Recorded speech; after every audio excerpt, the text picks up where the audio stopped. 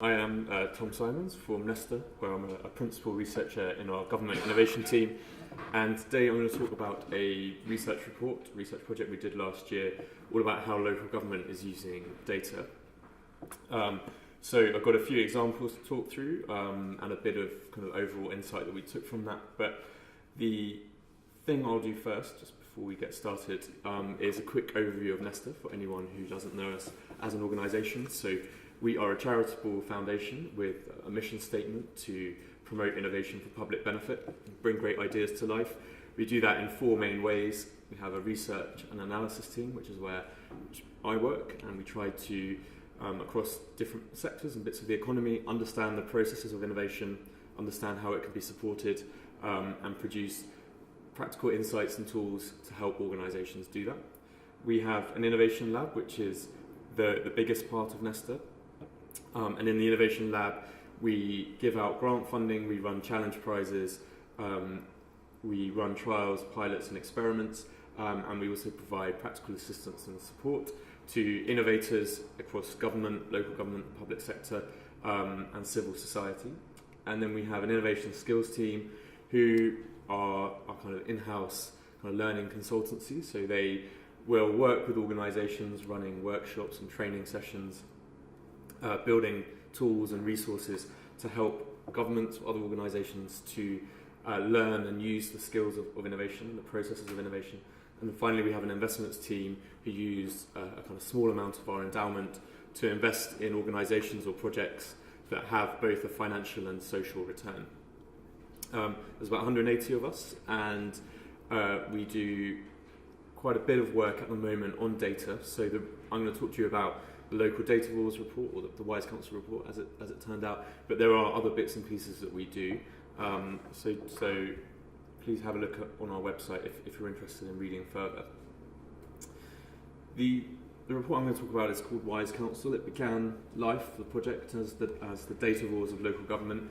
And our starting point was an observation that in the private sector, the use of data-driven decision making has basically transformed how some businesses are operating.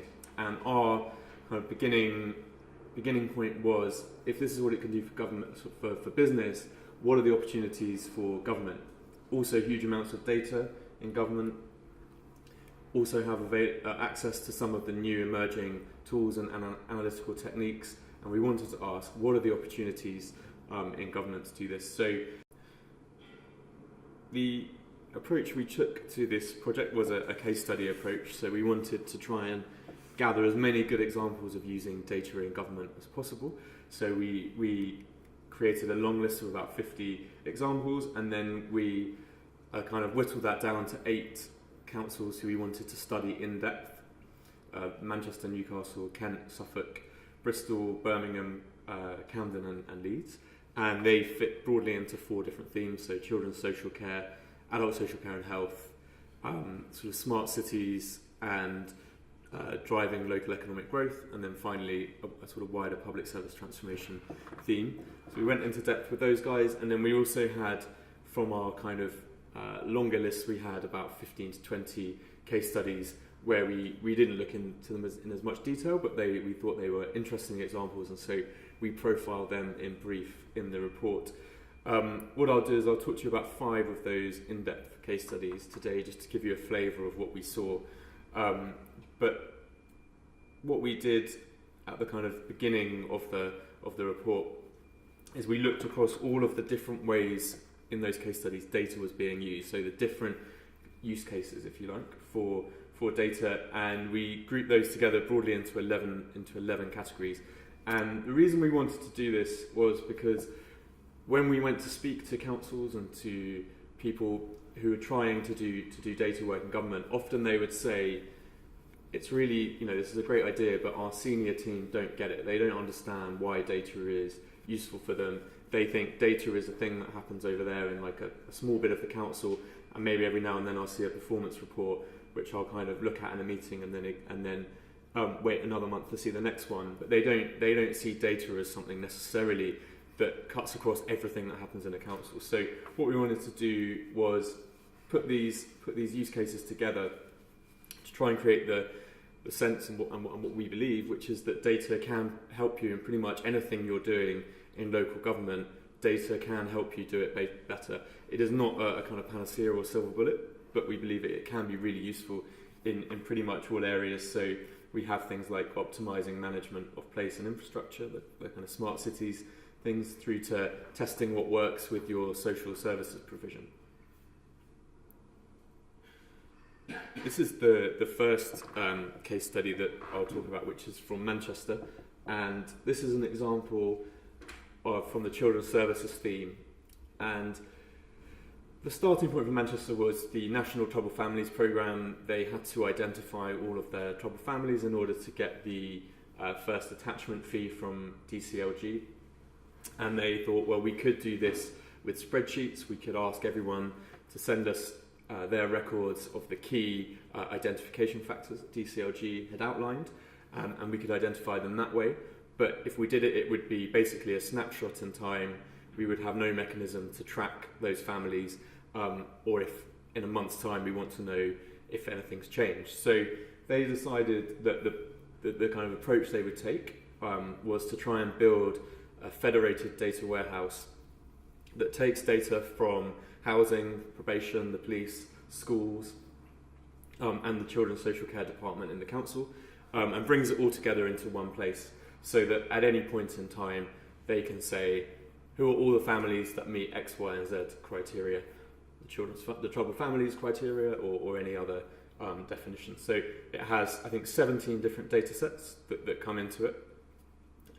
It's updated at kind of varying frequency, so I think some of the data sets are kind of uploaded into the system on a kind of daily or weekly basis. Some of them are a bit more like a month, but it is a kind of live, real-time database of what's happening.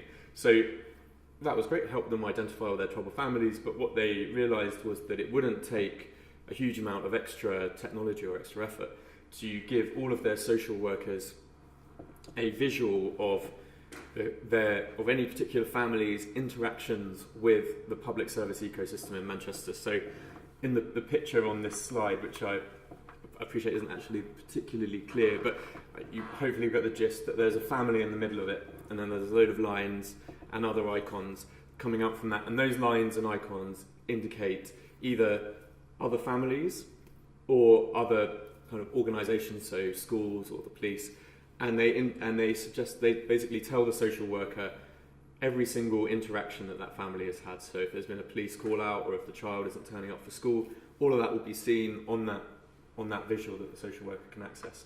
So in kind of practical terms, most social workers want to see this when they're doing an assessment, initial assessment or a triage. But if you were to try and collect this data from traditional public service case management systems, it would take you, Manchester estimate, about 4 hours to pull all this data together. And even then you would still be at the whim of whether the person who picks up the phone in the police department will share the data with you, or whether they'll take a view that they won't share the data with you. So even then there would be some level of inconsistency about the information you're getting.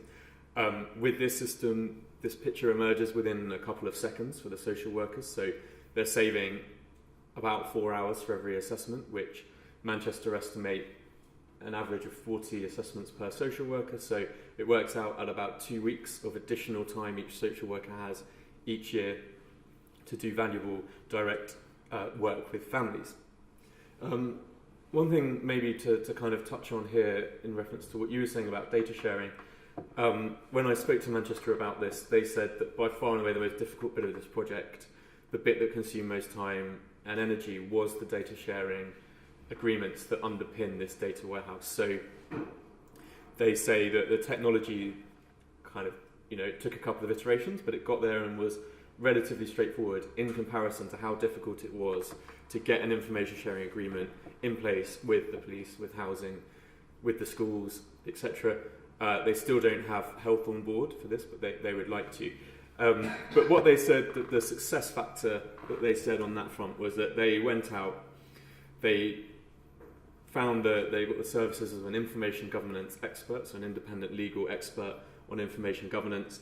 They identified all of the different bits of legislation that have a kind of information sharing gateways within them and the ways in which you can use them, and they took a legal view on a number of very specific types of occasion when you might want to request data. So, for instance, a social worker might want to request information from a school about whether the child has been truanting and turning up, and you might do that because you're worried about safeguarding.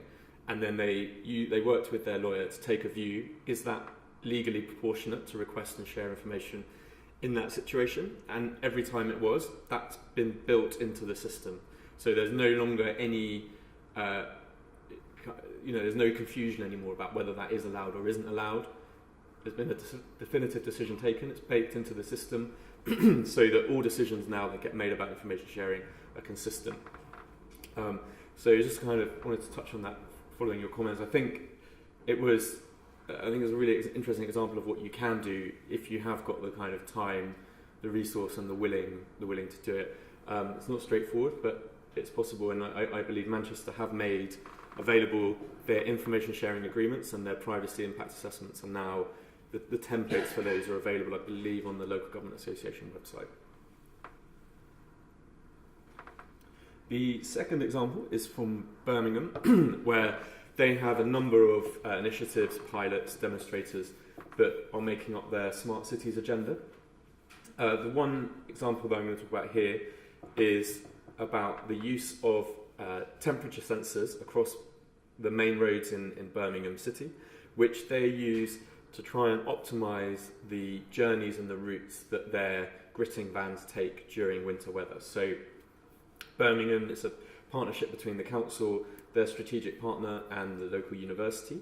They have the temperature sensors across all of the main roads in Birmingham, and they also have a wireless network, which means that the data can be taken from those sensors and transmitted back to a kind of, I guess, an operations centre where they can see at any particular point in time what is the temperature on these roads. Is there going to be snow, ice there? Do we need to send a gritting van out? Or is this one particular place okay and we can avoid that? So the idea was that this was a kind of experiment to test the kind of practical uses of some of this Internet of Things, smart cities approaches. I should kind of caveat this one, which is that when we spoke to Birmingham, this was very much a pilot and hadn't been fully evaluated or finished even when we spoke to them. So where we have listed impact there, that is a kind of theoretical impact that could be observed if this works really well. I think it's really exciting as a kind of case study. In theory, could be quite good gains for the council in terms of improving the efficiency of how they use their fleet, reduced petrol costs, potentially reduced staff costs as well associated with it. So one to, I think, keep an eye on. Birmingham, lots of other things going on that are interesting as well, but I thought this one was particularly interesting and a kind of good example to show people. The third example is from Bristol, and the starting point for Bristol really is from their smart cities agenda. And there's a kind of growing sense within the smart cities movement that for too long smart cities have been all about the tech and not enough about the people. So a kind of obsession with putting lots and lots of tech and things in place without really understanding how that's actually going to benefit people, understanding how people use and travel around a city or a place, and how you can use tech to make that easier and support them. So following from that, there's this kind of idea that you can use citizens as part of your Internet of Things, part of your smart city network as citizen sensors. So you can collect data from them, which tells you about how they're using the city, sentiment data, how they're finding things, and that combining that with other types of data will help you deliver or provide services within a city that are going to be more likely to meet the needs of citizens. So Bristol wanted to explore that kind of approach, and what they decided to do was run a kind of small-scale pilot, exploring how they might use citizen sensing technology. And the story is that they had some workshop sessions with residents in a particular part of Bristol. Those residents were asked to identify problems that really matter to them. There's things that are happening that are making their lives more difficult. And one of the issues that was identified was that many people in Bristol said that if they're living in private rented accommodation, they have problems with damp. So they thought, well, this seems like a fairly kind of confined problem. It seems like it'd probably be fairly It's something that we can measure with sensors. So it looked like it was a kind of good bet for a pilot. So what they did was they worked with Raspberry Pi and they worked with their citizen group to design these green plastic frogs. So this is basically a kind of damp sensing box, and then I think they've just kind of put some frog features on it to make it a bit more appealing.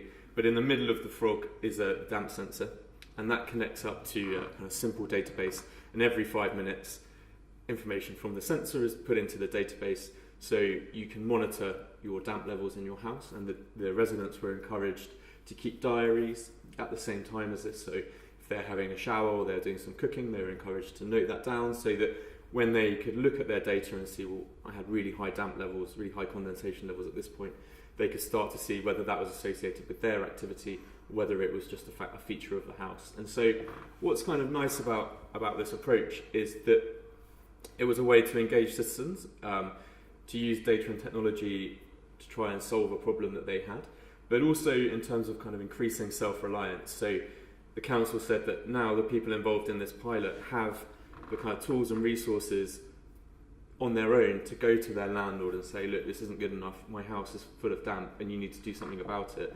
They now have the evidence themselves and can take action directly, rather than having to bring in a kind of third party like the council or someone like that to try and help this process. It's much more straightforward.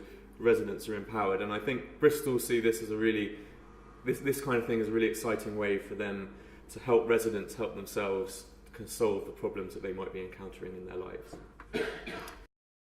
The fourth example is from Kent, and this is an integrated data warehouse called the Kent Integrated Dataset, the KID, and this brings together data from health and adult social care across the county. They don't quite have 100% coverage, I think it's about 80% coverage, but in total that works out at about over 1 million people whose data is linked together in this data warehouse. So the starting point for Kent was that they were participating in the Year of Care programme, and they needed, as part of that programme, to be able to join up health and social care data. They were in a kind of fortunate position because, I guess, of a kind of fluke of decisions taken in the NHS over many years. They just had all of their health trusts had one IT kind of support centre who basically provided all the IT for all of the health trusts in Kent. And so they already had an integrated data set for the health service, and so they had a good starting point, and they just needed to work out how to move their adult social care data into it. So the data set uses pseudonymized data, so within the data set you can't identify any particular individual, but you can identify at kind of population level people with specific conditions or wherever they live.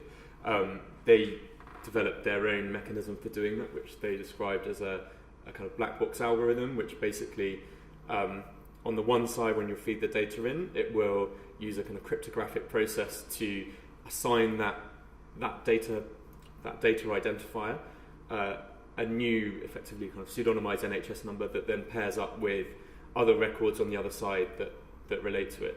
So basically no one has to see the data going in, no one sees the data coming out, but it does all match up on each side. But what's really exciting about this is that while they did this for a specific purpose, which was the Year of Care, what they've really built is a kind of laboratory to test out what works in terms of their public service provision. So because they have this kind of wealth of really great data, they can run kind of quasi-experimental studies, such as matched cohort studies, to test out the impact of different programs. So one of the first examples that they tried was a home safety check that Kent Fire and Rescue Service provide. They do that to around about 10,000 people every year, and while the kind of the primary objective of that check is just to make sure that people's homes are safe and that they have fire alarms, smoke alarms, etc., there was a kind of a hunch that may be having an impact on reducing usage of acute healthcare services as well. So they wanted to find out if it was having this additional impact. So they took the 10,000 people who'd had the fire and rescue check, then they found another 10,000 people who were statistically similar to that group of people but didn't have the fire and the fire safety check, and then they compared the acute healthcare usage of the two groups. It turned out when they looked at it that the impact, there was no real impact on acute care usage from the fire and rescue check. That's fine, it wasn't the primary objective of the programme, but it was a kind of an interesting observation. It enabled them to test a kind of anecdotal hunch that people had about the impact of the programme. Similarly, they have used a similar methodology to test the impact of the falls prevention service that the local authority runs. So they wanted to see if that was impacting on acute care usage. Again, they found that there was no impact from the service on whether or not it prevented people going into hospital for falls-related injuries. That's the sort of information that is kind of gold dust for commissioners, because using that, they can start to make decisions. Well, do we want to keep this programme? Do we want to look more into whether this programme is working, but only for a more specific group of people than we're currently delivering it to? Do we want to scale it up? Do we want to scale it down? Do we want to cancel it? This is really, really valuable information if you're a commissioner. You're making much more informed decisions based on this kind of thing. So I think it's really great what they have. It's a kind of the sort of laboratory. They're doing loads more great work, and I saw the guy who runs this, who sits in the public health department, the director of public health over in Kent. I saw him a couple of weeks ago presenting, and they've done lots more interesting things since I did my research. So I think it's fantastic, and I think the more places that can have this kind of mechanism, the better our commissioning decisions will be, and the more value for money we'll get from public services. The final example is from Newcastle, and this is a kind of story of kind of service redesign in children's social care. So, participating in the DFE Innovation Fund, they wanted to change the way in which long-term social work is delivered in the city.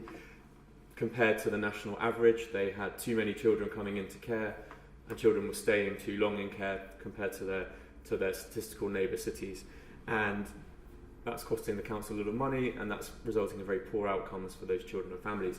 So they wanted to change the way that long-term social care is delivered, and the way they did that was to use data to inform a new approach. So the kind of model of social care they wanted to adopt is called the Hackney Reclaiming Social Work model. It's one of the kind of best evidenced ways of delivering frontline children's social care going around, and Newcastle wanted to implement it. But where Newcastle have kind of gone one step further than anyone else is that they wanted to use data to accompany that introduction. So the first thing they did was on the kind of front door of children's social care, they've created a simple kind of analytical tool that will segment their population into different patterns of needs. So there's a thing called, at initial assessment point, there's a DFE requirement to record concern factors. I think there's 30 of them, but there'll be things like mental health issue of parent, domestic violence present in family, things like that. So the social workers complete these 30 different concern factors, and what Newcastle did was run a cluster analysis on those concern factors to identify common groupings of them, which would basically represent a different type of family. So usually in social work, it's a kind of next cab off the rank style deal. They're usually organised geographically. You just take whichever family comes in next onto your caseload. What Newcastle wanted was to have their social work units, their reclaiming social work units, be working with particular types of family, a bit like how in healthcare, the more opportunity a specialist gets to work with very complex cases, the better they are at delivering care for those cases. What Newcastle wanted to trial was, well, if we have one group of social workers who are always working with the families that come in where there's a drug and alcohol problem, but no other real issues in the family, it's probably a neglect situation. That's a kind of common grouping of needs. What if we just had one group of social workers that always work with that type of family? Might we get some additional insights about how best to support them? So that was the first thing they did. So they have their social work units, families are segmented. They're rolling this out, so it started off with 3. I think they're now in the process of building up to having the whole population segmented. And then on the other side of that, they have given each social work unit a data analyst who's kind of embedded with the team. So they live and breathe the cases along with the social workers. They go to core group meetings, they go to case conferences. They basically are there to observe, to spot patterns, to look for hypotheses, to test, and then they are able to do data analysis that hopefully gives insight to their social workers that will help them deliver better care. So in one instance, I think it was the segment where the primary issue in that household was a risk of physical abuse for the child, but there were no other kind of concern factors. So this is a quite distinct type of family. This is one social work unit which deals with them, and the data analyst noticed that in the care notes for the parents, what was often coming up was a diagnosis of a personality disorder. So they thought, well, this is quite interesting. So they went away and they spoke with the NHS, and they got access to the records to look through and find out how many of the parents that we're dealing with in this segment have a personality disorder. And it turned out it was 20% of the parents in this group have a diagnosed personality disorder, which is massively greater in terms of prevalence than you would find in the normal population. This was something that the social workers didn't know, they weren't aware of before they'd run this piece of analysis, but suddenly it made them realise that probably the way they were working with these families needed to engage with the fact that some of the parents had personality disorders, and that was going to be quite an important part of delivering care. The other thing that the data analysts do is that they create data dashboards for their social workers. So social workers have to go out and deliver, have to go and do meetings and assessments at regular frequencies stipulated by law. The data dashboard will take information from the system, tell them when their next scheduled meetings are. Sounds quite like a kind of obvious thing, but it doesn't really exist in most of the case management systems that social work departments use. So that's kind of really useful, and that was a key way of getting the social workers to engage with the use of data and the analysts, getting them to see how it would be valuable for them. So just to finish off, I have one more, which is from Leeds. So this is an example of open data. So Leeds they created Leeds Data Mill, which is the biggest local government open data portal in the country. It is now Data Mill North, because lots of other councils are able, through their software, to publish data onto the portal for no additional cost. So Leeds Data Mill is one of our case studies. The thing that we're talking about on this slide is their use of hackathons to bring together citizens, officers from the council, and their local kind of developer, programmer community, who together to identify problems using open data. So they've run 4 of them, different themes. I think one was on education, one on kind of vulnerable older adults. The one in this example was waste and refuse collection, something that does seem to generate disproportionate levels of excitement in our press, with problems with bin collections and changing times. The way that the innovation labs work is that people come in the morning, first half of the day, problems are identified that could possibly be solved by data. Teams form, so usually it will be kind of groups of kind of a developer and a citizen and someone from the council. In the afternoon, they go away and build a prototype of how they think they could solve a particular problem using open data. There's a presentation at the end of the day and a vote to decide which people thought was the best idea. The winner gets a small amount of funding to go away and develop their product. In this example, the end product is an app that anyone in Leeds can download, and it will tell you when your next bin collection is going to be, whether it's a recycling day, whether it's a general waste collection day. If the days are changing because of bank holidays or holidays, it will also send you an alert to notify you of that. Again, this sounds quite simple, but Leeds didn't have a mechanism for doing this before. It saves the council money because they no longer have to spend as much money communicating people with paper letters to let them know about this, and it makes the residents much less likely to complain to the council, makes them happier because they know when their bin collection days are going to be. So that's the kind of the practice.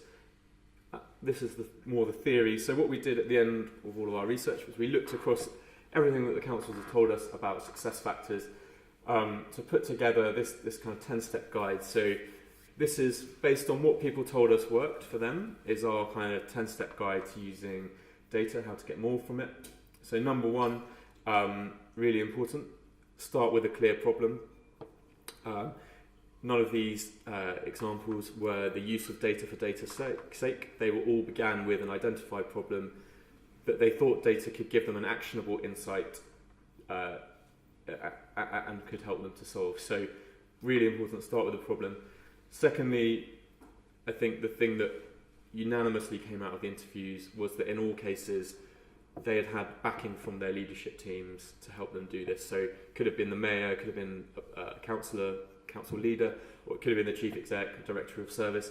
They all had someone senior who, when things got difficult, usually to do with data sharing, they were willing to kind of put their weight behind the project and keep momentum going and nudge it along. So really important to work out if your leadership team are behind your project. If they're not, it's a good idea at the beginning to go and try and get them interested, so that they'll put some of their personal capital into what you're doing. Thirdly, they all try to start small, engage with their end users, and try and find out really tangible examples of how data was going to help people, because they all said you will encounter resistance. People who don't normally use data, they think data people are sit over there and aren't nothing to do with them. There will be resistance to using data, and they said that the best way to kind of counter that is to go out, speak to people, work out how data can actually help them do their job better or more easily, and then work from there. Number 4, kind of not really rocket science, but they were very clear about what they were ultimately trying to achieve and how they would measure that. That's an important thing. Number 5, they all said that it helped generally that they had a separate pot of money. So this wasn't kind of day-to-day spending that they were trying to use to do these projects. They all had a separate pot of money, be it from a government programme like the DfE Innovation Fund, or for instance in Camden, where they were able to sell some high-value property assets to fund a tech transformation of the council. But they all had a kind of a level of financial resource, staff resource, dedicated to the project that meant that this wouldn't just get lost in day-to-day work.